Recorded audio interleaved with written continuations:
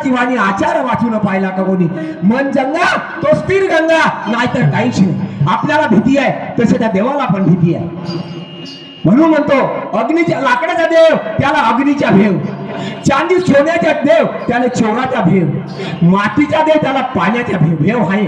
म्हणून म्हणतो तुम्हें मैं क्या चढ़ाऊं भगवान, तुम्हें मैं दिल चलाऊं वो तो भंवरे का झूठा है. अरे वाह, तुम्हें मैं जल चढ़ाऊं वो तो मछली का झूठा है. तुम्हें चढ़ाऊं तो क्या चढ़ाऊं भगवान, क्या चढ़ाऊं. म्हणून आपण म्हणतो का देवाची आराधना करत राहतो आपण. अगर आपण देवावरती पाणी टाकतो पण तो भी मछली का झूठा है.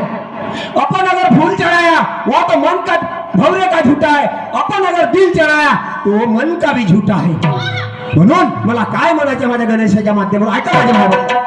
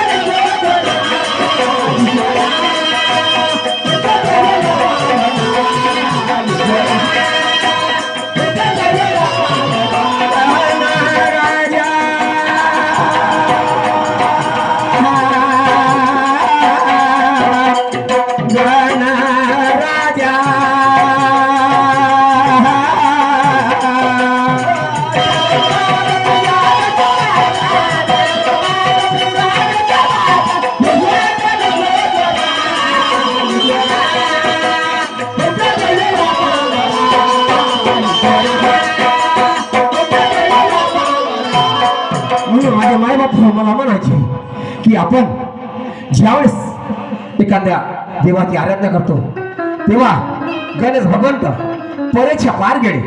रात्र दिवस माता पार्वती रात्र दिवस चिंतन करायची, रात्र दिवस आराधना करायची, रात्र दिवस आपल्या गणेशाला सुमरायची का गणेशा अरे बाबा तू मला आता तरी दर्शन दे. तू गेला कुठं आहे रे बाबा. आपला एखादा लेकरू आपल्यापासून काही दिवसासाठी बाहेर गेला, आपला मन कसा वाटतो का माझा मुलगा कुठे गेला असेल. ते पार्वती रात्र दिवस आराधना करायची, रात्र दिवस चिंतन करायची. पण त्या गणेश भगवंताला माहित होता का माझी आराधना माझी माता पार्वती करत आहे. पण तेव्हा त्या गणेशाला विचार आला का नाही म्हणे आज कालांतराचा काळ झाला, आपण परेच्या पार आलो आहोत. त्यावेळेस तो उडी मारून आईच्या समोर उपस्थित झाला. माता पार्वता पहाटेच्या सुमरामध्ये आपल्या अंगामध्ये स्वरा शिंपत होती. त्यावेळेस ते गणेश भगवंत उपस्थित झाले, आईच्या समोर प्रगटले. तेव्हा आई म्हणायला लागली अरे तुम्ही कोण, तुम्ही कोण. तेव्हा म्हणे ए माता तू ज्याची रात्र दिवस आराधना करत होती, तू रात्र दिवस त्याचे चिंतन करत होतो मी तुझ्या गणेश भगवंत आहे. तेव्हा त्याने रूप प्रगट केले, रूप धारण केले. तेव्हा मातेच्या समोर उपस्थित झाला. तेव्हा त्या पार्वतीने त्या गणेश भगवंताला धरले आणि लाड चुंबन केले. ऐका माझी माय बाबा मी काय होतो माझ्या गणेशाच्या माध्यमात.